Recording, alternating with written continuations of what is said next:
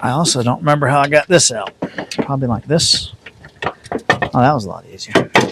Well, hey guys, welcome back to another episode of Automotive Insight. Today we've got a 2011 Nissan Rogue. You might remember it if you watched the channel. We did the radiator and the blower motor on that one. Today it came in. It just needed a battery. Not going to bore you with that, but while we had it in, we noticed that the valve cover gasket was leaking. Now, ordinarily, a valve cover is pretty trivial on a four-cylinder, but I looked at all data time, and all data called for 3.5 hours. I've never done one. I have no idea what we're getting into, but I figure at 3.5 hours, it's probably interesting. So let's get to it.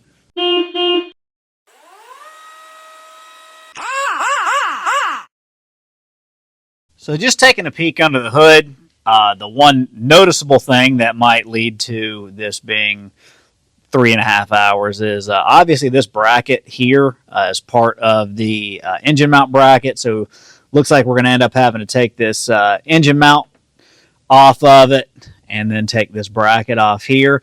The repair manual says that you have to take the intake off of it. Looking at it, I think we can probably weasel it out, leaving the intake on it.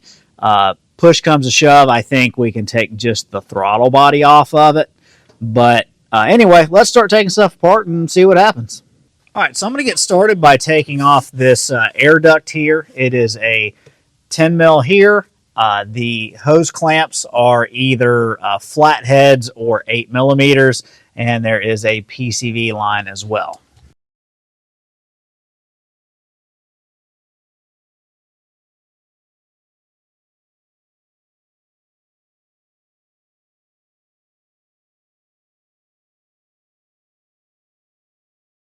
All right, so looking at it, we definitely are going to have interference with this valve cover bolt and this coolant pipe here in the throttle body, which means the throttle body is going to have to come off. Just to glance at it, it appears that this throttle body gasket is a metal gasket, so we should be able to reuse that. So we'll go ahead and get this thing taken loose. It is 5 millimeter Allens.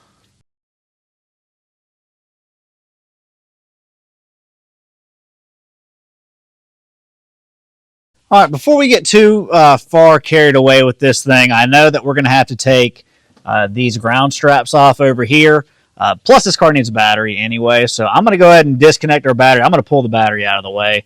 I know that with some cars, if you take ground straps off, they have a tendency to do some weird stuff. So we'll go ahead and get this battery disconnected. They are all 10 millimeter hardware.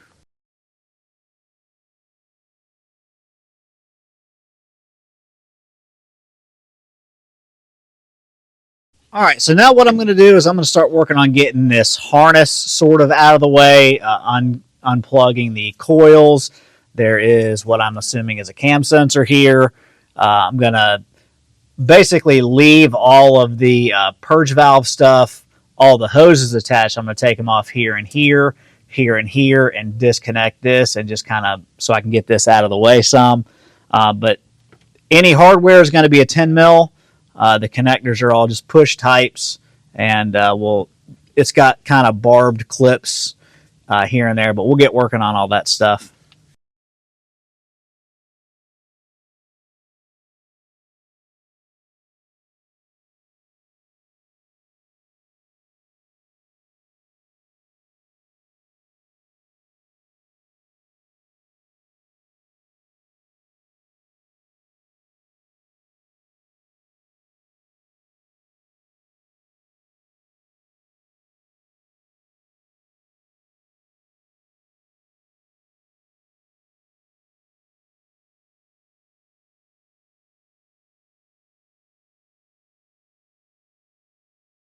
So we also can see here that we got a tube seal leaking. So I neglected to mention this. We'll talk about it later. We're actually going to be replacing the valve cover itself. I'll explain why when we get to that part.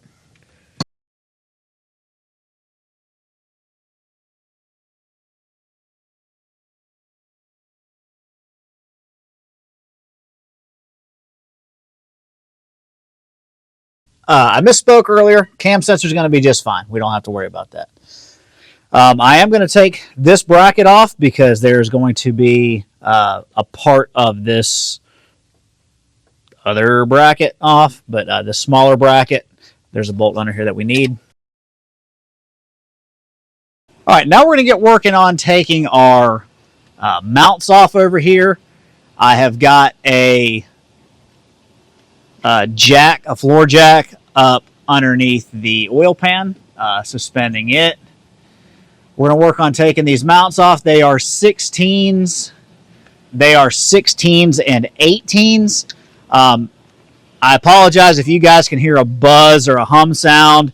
It is South Carolina. It is July. I turned the air conditioning on.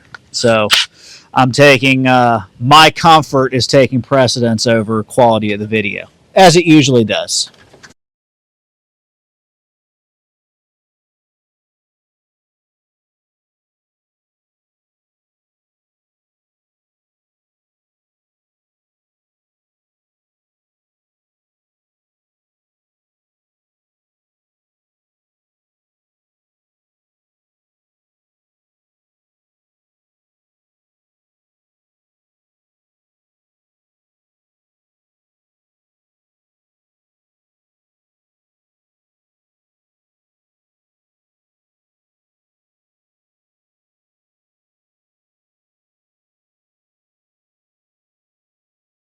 All right, now we'll get working on this bracket here.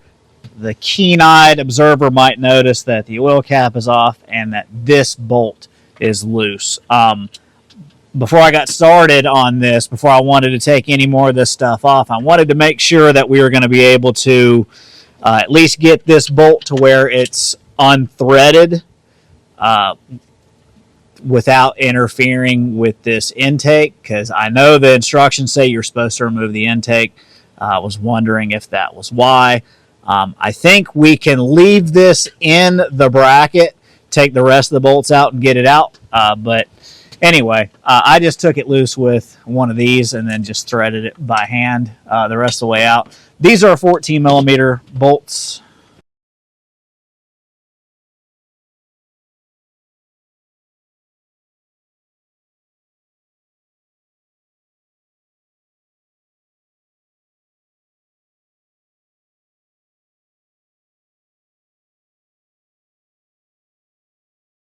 All right, now we're getting down to the home stretch. I've got the oil cap back on. I got the plugs back in. I'm going to blow this thing off with an air nozzle because I don't know how much finagling around I'm going to have to do with this valve cover to get it out, but I want as little of this stuff going in the motor as possible.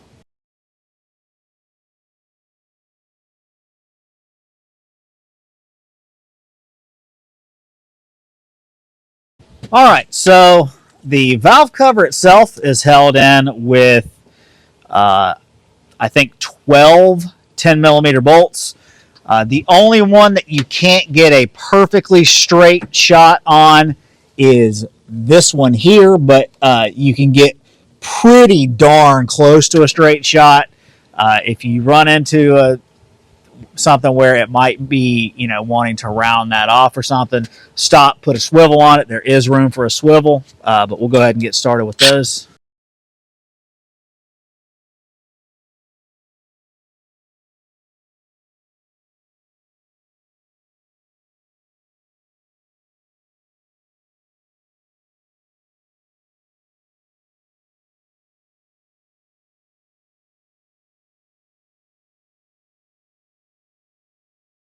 So for this one over here, what I'm going to try to do is pop this grommet out. I should be able to get to it.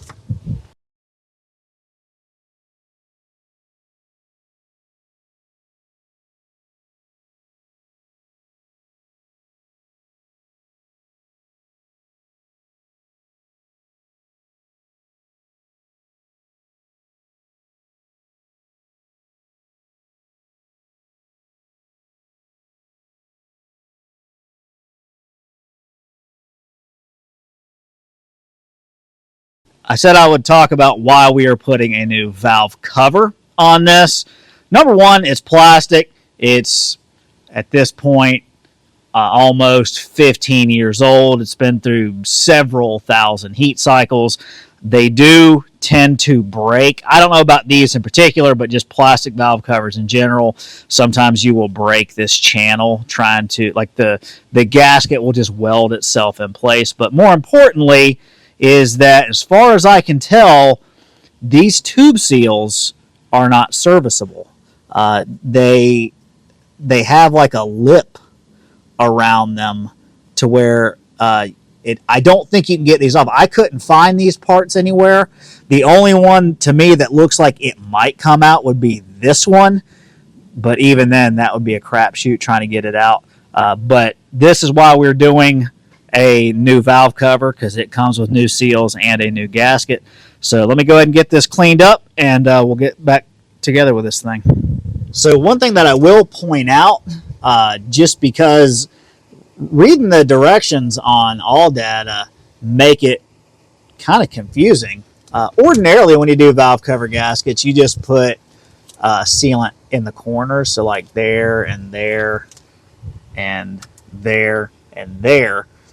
But all data, I have a hard time making out what the pictures are showing you to do. But looking at this one, it looks like sealant goes from that corner all the way up here. This is all old sealant.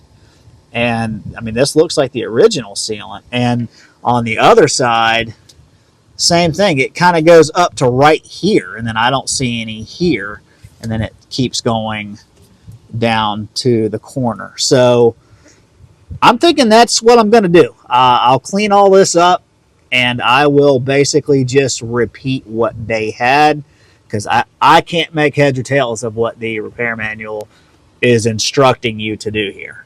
So for context, here's what our repair manual says. It says in the obvious spots there and there, but then these two pictures, I just can't really tell what exactly it's wanting you to do. So anyway, I'm just going to repeat what it was from the factory, and we'll call that good. But if you can make this out, bleep it down in the comments. All right, so we've got all of our surfaces cleaned up. I just used a razor blade and some Scotch-Brite to get all of the old sealant off, and just used a rag. All of the non-sealant part came off pretty easy. Now we'll go ahead and put our new silicone on. When it comes to silicone, it's kind of like alcohol. If you use too much of it, it's going to be sloppy. You're going to regret it the next day, and your friends will make fun of you.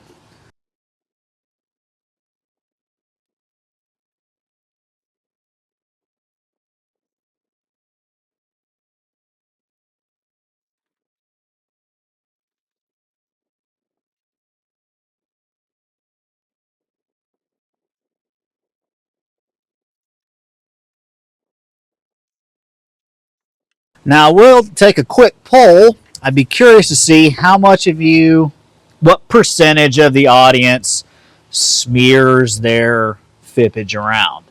I personally do not. I don't like the way that it looks, but some people do. Some people swear by it. I don't think it necessarily hurts anything. However, I don't like the way that it looks, and I feel like you run the risk of contaminating anything that happens to be in it, thereby compromising the seal. So let me know what you do down in the comments section. We'll go ahead and get our new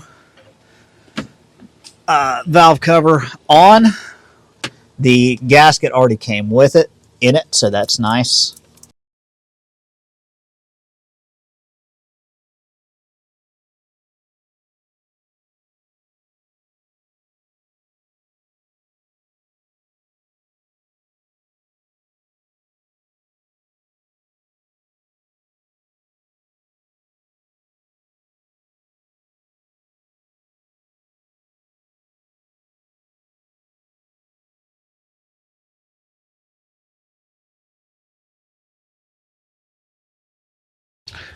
Now I'm just going to snug these down, and then we'll go back and torque them.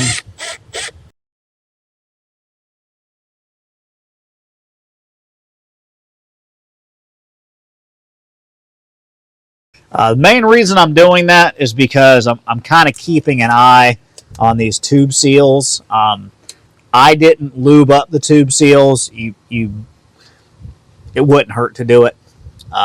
But I was trying to make sure that they didn't roll or tear or anything, but they're all looking good. Let me go grab the torque specs and torque wrench, and we'll get back to this. All right, the valve cover gaskets, they torque in 2 steps. The first step is 17 inch-pounds. The second step is 74 inch-pounds, and you torque it just like you would a cylinder head. So you're working your way from the middle outwards.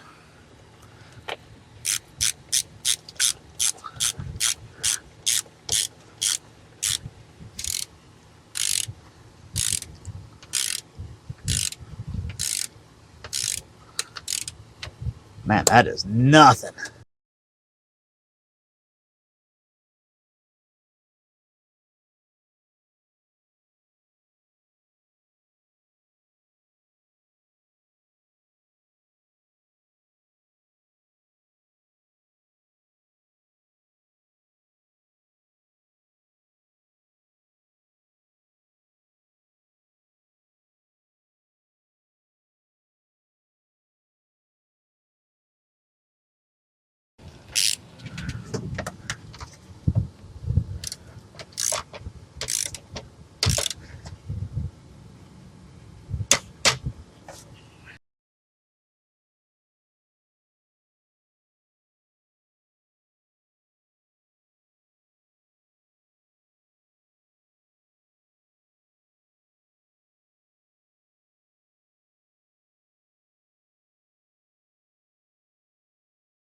So now is as good a time as any to do spark plugs. If you haven't done them, or for whatever reason, you're almost all the way there. Anyway, we are going to be doing it. Spark plugs are a 14 millimeter.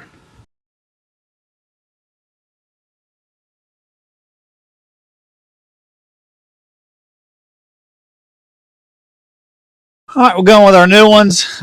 Gap, for those of you who are interested, is 43 thousandths. Torque spec is 18 foot-pounds.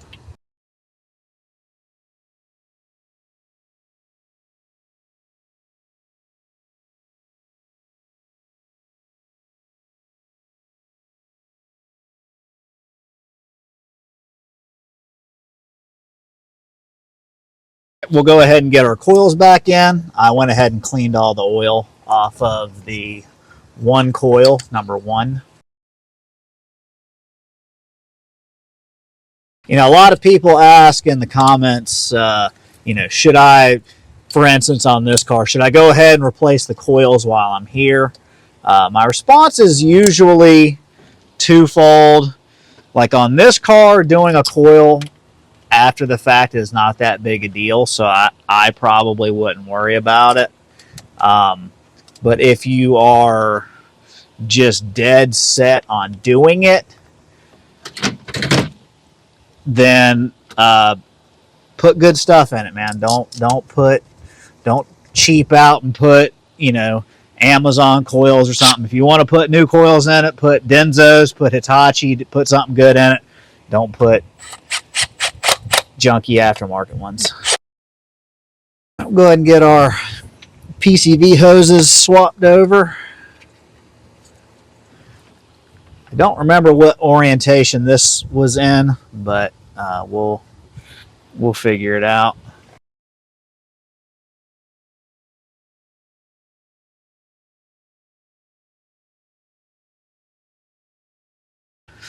We'll get our grommet back in before we forget that. You may have also noticed I originally plugged these coils back in, but I forgot we're gonna have to move this harness to get this bracket back in. So let's get working on that bracket. All right, work on getting this bracket back on. I don't remember how I got it out. I could probably watch the video and figure it out.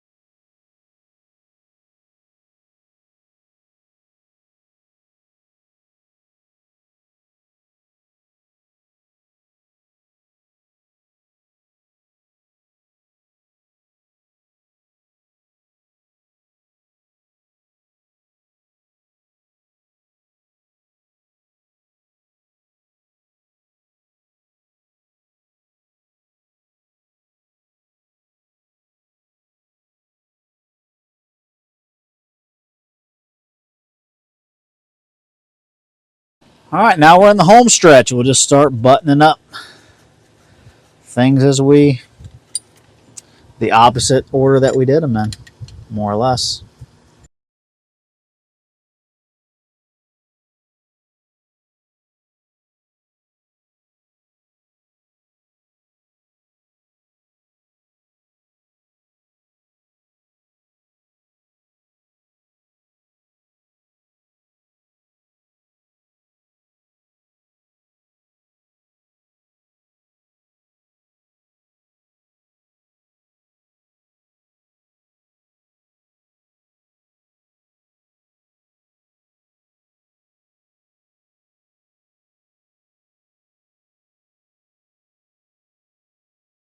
I am going to clean this throttle body.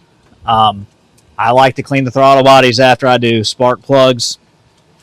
But a word of caution would be that I don't know for a fact. We'll find out later.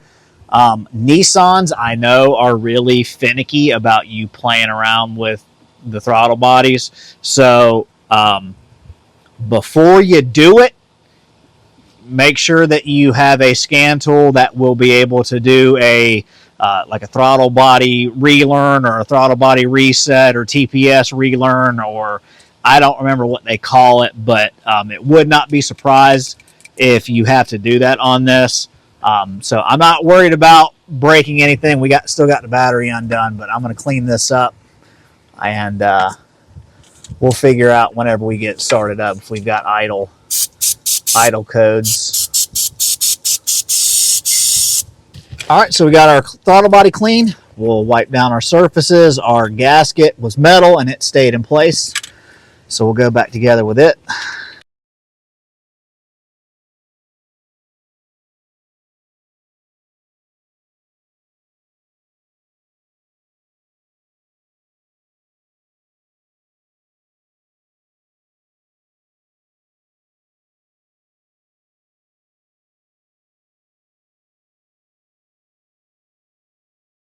Get our intake tube back on. I can already tell, like, this is gonna be a time lapse for sure.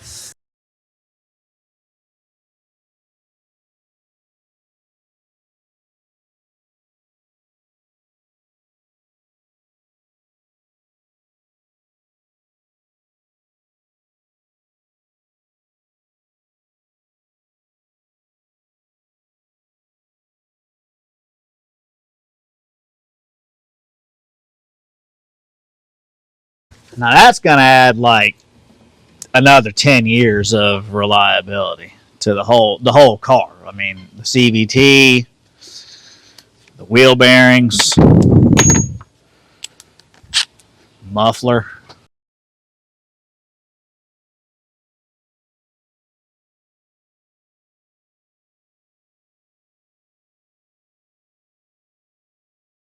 All right, well, let's start it, see what happens. I'm not going to be surprised if it smokes initially because we had a bunch of oil in that number one spark plug tube, but let's see what happens.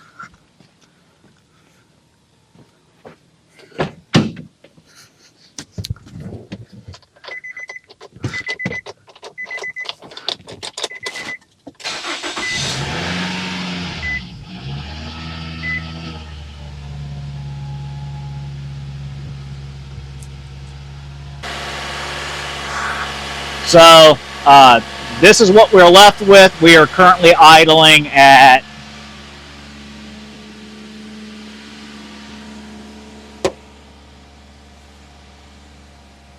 2,000 RPM. So it looks like we are going to get a scan tool and do the idle reset procedure.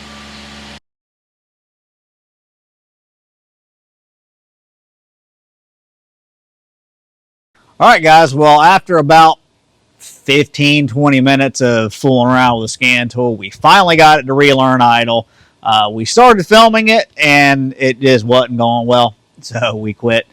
Finally, what we ended up doing was the procedure that ended up working for us was we had to learn throttle plate closed with just key on, engine off, and then we had to do the idle air control whatever learn thing on it, because there's like 4 different things. One of them was like the idle speed, idle air adjustment procedure.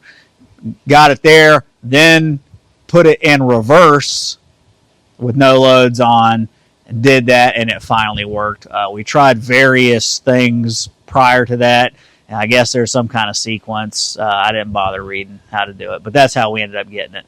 But anyway, so the idle's fine now, which is why I warned you, if you don't have a scan tool, think about maybe not cleaning that throttle body, as tempting as it might be.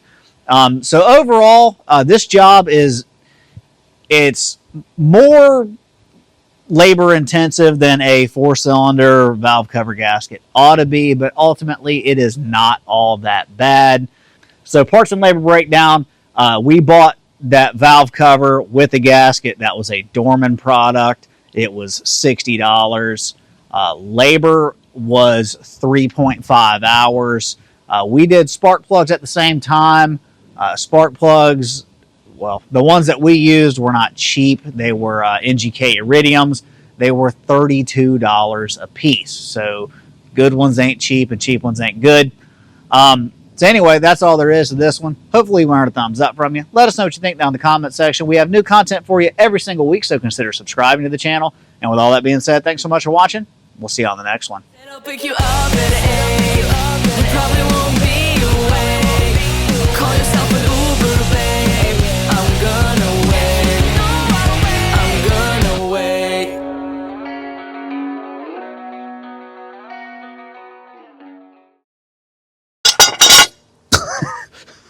Guess that's why they wanted the intake off.